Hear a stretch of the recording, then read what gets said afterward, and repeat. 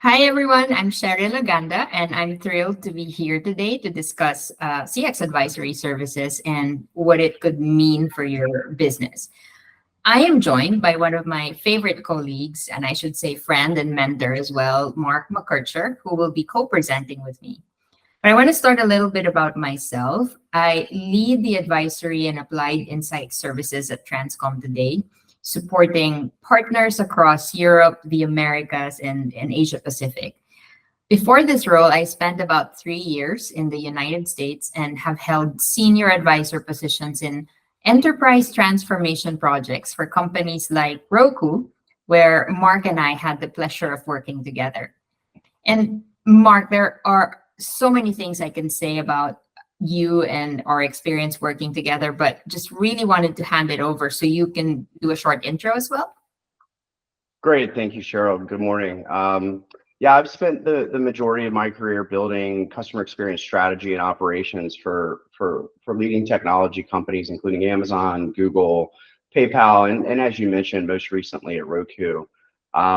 My career started out actually scaling BPO operations in the Philippines on site many years ago. Since then, I've had the opportunity to work in captive contact centers while at Amazon, and most recently in the last kind of 5 to 10 years, have been building my experience around hiring and managing large scale BPO operations. I've gotten the honor to build CX strategies and focus mainly on creating self-help and automated experience while also building out world-class assisted support as well. I'm thrilled to be with you today, as we've had a really great history and experience working together as it relates to CX advisory. Great, thanks, Mark. And so let's jump right to it. I mean, I want to start by saying that, in today's fast-paced business environment, staying competitive means constantly evolving and adapting to new challenges and opportunities. And this is where I feel CX advisory services really come into play. My personal goal today is to show you how, these services can transform your business by leveraging industry knowledge, domain expertise, and strategic transformation efforts. Yeah, absolutely. And from my end, I'm going to go ahead and share my personal experience as it relates to engaging and hiring CX advisory services. I'm really excited to talk about the impacts that they've had on teams that I've had in my career. And fundamentally, it's important to call out, I think, at this point, that it's not simply about hiring a consultant. It's about creating an extension of your team, where transformational efforts are targeted and able to be completed much more efficiently and ultimately at a lower cost for the business. But we're going to dig into that a little bit more later, I think. Yeah, no, but that's really great, Mark. I want to start with, talking about what it is, right? What is CX advisory? And in my view, and I guess to put it simply, these are services that, you can tailor and design to meet your specific needs, your business needs. And I believe the best part about advisory services is that it offers personalized guidance and support to help your business navigate the complexities of customer experience management. Mm. And these complexities can really manifest in many ways, and I know Mark will talk about it as well later. It can either be obstacles to your transformation efforts, or it could be a super long list of to-dos that oftentimes remain unprioritized due to current business circumstances. And this might be due to a lack of bandwidth, insufficient resources, or simply a lack of focus because BAU or business as usual tasks are just constantly demanding your attention. Yeah, great point, Cheryl. And I really want to emphasize this point, right? Just providing a little bit of context about our most recent experience working together. What I think it's just really important to share that Roku was just beginning to realize in 2020, mid to late 2020, the enormous growth it was going to be dealt with in a very positive way, right, from the pandemic, and that was right about the time that I joined. and you know, I was hired to come in and rethink how the company approached customer experience. It was a brand new role that was created that I came in to fill. Um, and I was asked right when I came in to create and gain internal buy-in for a new strategy as it related to customer experience. It included overhauling kind of how we thought about people, process, and technology. And Mhm. I was being asked to do this at a company where customer experience had never been really the focal point. It wasn't known as an Amazon or a Zappos, right? And so at first, it's important to call out, I think, I wasn't convinced that it even made sense to hire and bring on an extension of my team through a CX advisory service, which ultimately was yours, right? And really Mhm. what changed my mind was I joined and kind of got assessment of the current team and the scope, and realized I had one full-time team member, one contract team member, and two BPOs with about 250 advisors at those two BPOs. And the time required to either build out a plan and get the financial investment to hire contractors or even full-time employees Mhm. in order to be successful, it just wasn't going to work. So I needed to change how I thought about the structure and ultimately how I thought about ways of working. The CX advisory partnership allowed me to very quickly and at a much more lower price build out kind of the foundation of an organization that really prioritized customer experience. And my whole focus was on creating this new culture around thinking about CX in a different way. And then thinking about what was required to scale, right? So it needed to kind of drive the bus to build it at the same time. And over Mhm. time, the priorities evolved into technology readiness, efficiency, and process optimization. And that's where the CX advisor team is so critical. And these priorities will continue changing for all of us, right? Regardless of what our role, especially now with AI, which is why I want to talk a little bit more about why advisory services matter. Thank you for sharing, Mark. I think it gives us leverage to jump into the next topic, which is really, we want to capture the top reasons on why CX advisory matters and how it can impact your business. And Mm. what we're showing in our slide here is by no means limited to these 3 points. We just want to make sure that the key benefits are clear for you, for our audience, right? And the first is that you as a business, you gain access to resources who have the industry experience that you need in your business. Second, you can leverage the specialized expertise to improve focus and efficiency of your teams, your existing teams. And the third, probably the most important bit, is that you can accelerate your transformation efforts, right? Yeah, absolutely right. Investing in the CX advisory services, significantly impacted our business, and I am a huge believer in it now as a result of that experience. Right, being really deliberate about how to best place the advisory support resources is really critical. Right, it's a paramount to the whole kind of setup of how you do it. So ultimately, using the advisory services like yours in the early days at Roku helped us achieve much more with higher levels of efficiency and lower costs than full-time resources. And it allowed the very few full-time resources I had to focus on internal debates and driving kind of a new narrative as it related to customer experience. And as you well recall, right, we thought about this in first building out a 3-year roadmap, right, which we went out sort of evangelized throughout the organization that kind of really leaned into this thought process of crawl, walk, run, right? We really need to build the foundation, assess where we are, and then build the long-term plan. So we had to be really open to constant iteration, improvement iteration based on product changes, based on business changes, the economic kind of strength of the business that we were supporting changed pretty dramatically over the years that we were there. One example of that was moving away from only focusing on average revenue per user to customer lifetime value. That really changed how we had to think about our Mhm. overall strategy. And we Mhm. used CX advisory to build what I think back on is probably the most important thing, which were journey maps, right? Customer journey maps, advisor journey maps that showed the business how customers actually interacted with us when they needed help, and fundamentally how the advisors worked when they did their jobs. Also CX advisory allowed for maximum flexibility and budget. I sort of alluded to that earlier. I was really pleased because I was able to quickly show efficiencies, improvements on key metrics like customer effort, cost per contact, without adding a lot of costs to our P&L. And that was on this arrangement that we had. And I'll wrap with kind of on this point by saying, and this is true, I think, anywhere in business, but the definition of done, clear milestones of what equals, the job being done and being done well is so important.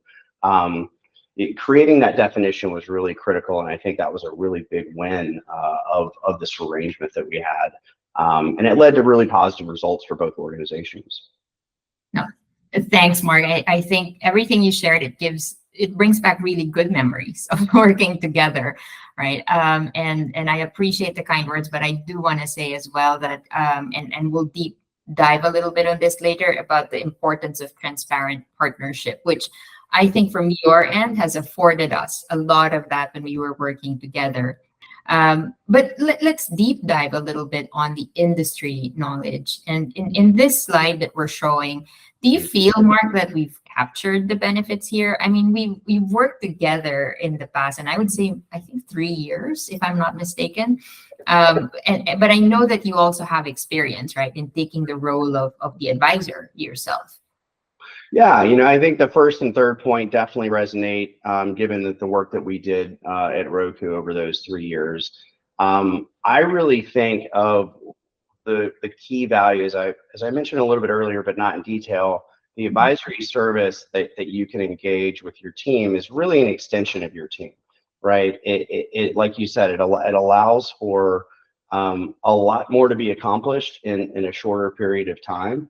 With that subject matter expertise and that industry expertise that's so critical, and in a just-in-time way, right? Like, I don't have to go hire forever a type of resource or a type of thought process that I might need for a short period of time. Informed decision-making, right? Especially as it relates to evidence around ROI and benefits for pursuing specific investments. For example, as you recall, your team is so integral in helping us think through RFPs, which we'll talk a little bit more later as we talk more about kind of our focus on tech, the tech stack changes that we made. And with regards to staying informed about new tech and trends, yeah, I mean, I've had this really amazing opportunity the last few months since leaving Roku to really get deep into all of the, frankly, there's probably thousands of them now, but all these different AI technologies out there for automation and self-service and agent assist and everything else, and have just learned from my own experience the real value of subject matter expertise in a just-in-time framework. Yeah. I think this is also, I love that you shared your role in AI and your experience in that space, because it is what everyone talks about today. But I also think this is, a good opportunity to shift and talk about the importance of having that domain expertise available, right? And as much as we want to hire, like you said earlier, all the right talent in our organization, sometimes it's not the most financially efficient approach. And in my view, many organizations lack the in-house expertise required to tackle complex CX challenges. Or sometimes it's not about the lack of internal expertise, but more about not having the bandwidth within existing teams, right, to perform, transformation tasks on top of their day-to-day work. And where CX advisory services can help is really in filling these critical knowledge gaps, bringing fresh perspectives and specialized skills. Absolutely. I definitely want to emphasize the importance of keeping the core team focused, right? As you clearly remember, right? We had pillars within the organization at Roku: training, quality, operations as it related to our vendor partners, workforce management are the key ones that I can think of. And it's really critical that we maintain our focus and our trajectory on transformation in each of those pillars. Uh, Mhm. we both recall I had a senior manager for training and quality who was really kept us really on point with focusing on pulling in the CX advisory framework to work on document changes, building playbooks, so that as we, as I think she called it, lift and shifted, right, the new processes across our vendor footprint. But by that time, it was about 500 agents, not 250. It was Yeah. much more doable. And as you said, she and the rest of the team had their day jobs to do. So we were almost accomplishing double for not double the price of the organization. It wasn't even close to that, right? In addition, we successfully used CX Advisory to vet technology partners for knowledge, quality, learning management. All of that would not have been possible in the time frame that we did it, which was less than 12 months, right? Our leader, my leader in that space of training and quality, supported all the internal efforts to get executive buy-in, aligned with product and engineering, so they understood what we were trying to accomplish by bringing in these other technologies. And Mhm. then ultimately, the very kind of time-consuming and laborious tasks of working with legal and procurement to Yeah. actually buy the technology. So it was so critical to that extension of the team to be able to be successful with them. I think you made a great point there, and especially when you mentioned, the trajectory of transformation, which kind of leads me to this slide that we have now. Uh, I will say that transformation is really at the heart of what we do, but I will also emphasize that, without that focused effort, the transformation initiatives can lack direction and lead to inefficiencies, like you also said earlier, Mark. And so I think for the two of us, it's important to share, our way of working. Maybe it's not limited to our experience, but I see four key principles here. And the first of which is current state assessments. This is such an important step, but is often deprioritized because in some cases they see that it's boring to do it, or in some experiences in the past, our clients feel that, well, consulting hours need to be spent immediately on new initiatives, right? Which can really be, I would say, counterintuitive in many cases, because yes, you want to keep moving, but you also want to ensure that you are moving together as a team. And I mean, CX advisory services and teams like yours, Mark, and make sure that you're headed towards, the direction of transformation. And to me, this closely links to being able to align on your goals and objectives, leading to specific outcomes. That it's important also that these outcomes are measurable, and that these will have the most impact on your success. I recall many times over the 3 years that we worked together, how you and I will sit down and look at the 3 year roadmap that we created, right? And are we still on track with all the goals and objectives that we set out for from the beginning? And if we need to pivot, as we sometimes need to, then we just have to, I guess, work together again to say, okay, well, where is the most important and biggest impact in all of these initiatives today? So I want to let you speak to the third and fourth principles here, Mark, because I think that the experience we had together allows you to deep dive a little bit on these two other areas. Yeah, absolutely. Yeah, really, really great points. We alluded to it a little earlier, but the technical integration is so critical, especially today, when, as I've learned over the last few months, most CX leaders are under enormous pressure from the C-suite to create very, very high levels of efficiency and savings based on AI. And what we were able to do together, as I mentioned a few minutes ago, was run multiple RFPs concurrently. Right.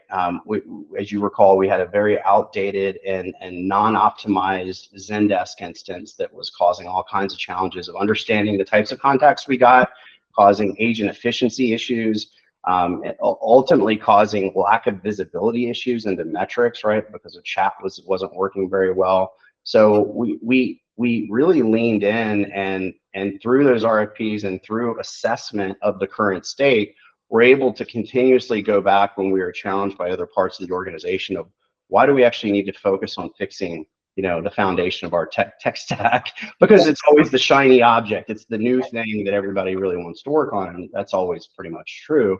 We were able to, through our deliberation and through our consistency, do that, right? And also the use of AI today, I think it is really the key thing I'd like to call out for the audience here is, as I've learned primarily over the last 6 months, but definitely even the year before that you and I and the team spent looking at this. The foundational data is so critical, right? And the comment I'm hearing over and over again is trash in, trash out, right? So you can't just overlay an AI technology without a really solid knowledge framework for it to pull from in order to create self-service and automation. So the team helped us get to a more clear state on that. Lastly, having a phased implementation that is broken into manageable blocks, right, that we can accomplish and say, yes, we've done this, really helps ensure a smoother transition, as well as we learned, as you recall, when there are strategic shifts within the broader business, we're able to tie off one part of the engagement and reassess and sort of deploy a new engagement that may be pivoted. In our case at Roku with the CX advisory services, you'll recall we started our journey with being, simple but very deliberate, right? We wanted to understand the top contact drivers, which provided us the clear efficiency gains. Early on, we had this really just messy process where we were emailing Disney spreadsheets every single day to do refunds that got lost and messed up. And so it was causing this horrible customer experience. We streamlined that with technology and created significant cost savings, but also improvements to CX. The overhaul of the training and quality frameworks, workforce management processes that were implemented for the first time at Roku that allowed us to think about billing per productive hour versus per FTE per month. Those were huge wins, right? Development of those playbooks so that still exists today, that it allow new people that are coming into roles to understand what is the foundation, what is expected in this role, regardless of the function. The communication and rollout, which our friend in quality and training was so passionate about, because it's so important. If you're not communicating well and everyone within the 500-600 person organization doesn't understand what's going on, you're constantly going to be chasing your tail. And as mentioned earlier, working together with the advisory team, reviewing the tech landscape that supports the advisor, the agent, and leading to the restructured RFP process that helps select the best solutions for us at the time. And I think that's constantly evolving, but it was really important at the time. And I'm so happy that you agreed to join me in this conversation, because I think especially that fourth pillar, Mark, the phased implementation, we pretty much went through all the stages there, which is why I hope our audience today finds it relevant for their business opportunities as well. And I think you and I can continue talking about this, but really just to close it off, I suppose, I want to emphasize that in our experience working together, and also my experience working with other clients, the key thing is keeping the focus on people experiences. I know there's a lot of talk around AI technology, and we are all advocates of that. We want to be able to evolve with that technology within our business environment, but never losing sight of what is important to your customers and your employees. And you call them advisors in your case when you were at Roku, right, Mark? But again, people experiences. And the second thing I want to emphasize in this is that process, despite it being boring for some people, is really the key to achieving any technology solution's full potential. And I love the example you gave about our journey with the knowledge-based solution, where we started with process. And my last bit before I hand it over to you, Mark, is there is a difference between advising versus consulting, in my personal view, right or wrong. But the way that we operated here is, in the past working together, is really that we embedded ourselves within your team.